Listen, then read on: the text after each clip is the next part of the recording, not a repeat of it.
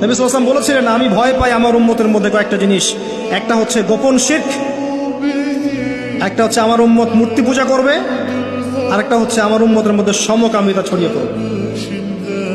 আর এই সমকামীদেরকে আল্লাহ পাক জমিনটা তুলে আকাশে পাথর বর্ষণ করে আবার দাবিয়ে দিয়েছিলেন। কওমে লূত এই জর্ডানের ডেড সি, মৃত সাগরের পাশে এরা থাকত। সেই সম্প্রদায়ের কাছে আল্লাহ পাক লূত আলাইহিস সালামকে পাঠিয়েছিলেন। এত বড় মনের নবী ছিলেন তিনি, সম্প্রদায়ের মানুষকে পাপ থেকে বাঁচানোর জন্য বলছেন যে হাউলাই বানাতি ইন কুনতুম ফাইলিন, তোমাদের যদি প্রবৃত্তির দাসত্ব চাহিদা থেকে থাকে আমার মেয়েদের মধ্য থেকে বিয়ে করে নাও, তাও ভালো থাকো। তারা বলছে, তুমি লূত নিজেকে পবিত্র মনে করতে চাও? তুমি তো জানো যে আমরা কি চাচ্ছি। যখন জিবরাইল এবং মিকাইল আলাইহিস সালাম এসেছেন পুরুষের রূপে, বালকের রূপে, সুদর্শন, তাদেরকে অফার করছে। কথা বুঝতে পারছে না?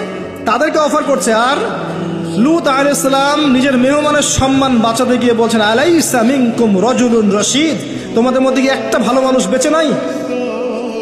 ওই সমকামিতা ছড়িয়ে পড়েছে এখন আমাদের এখানে।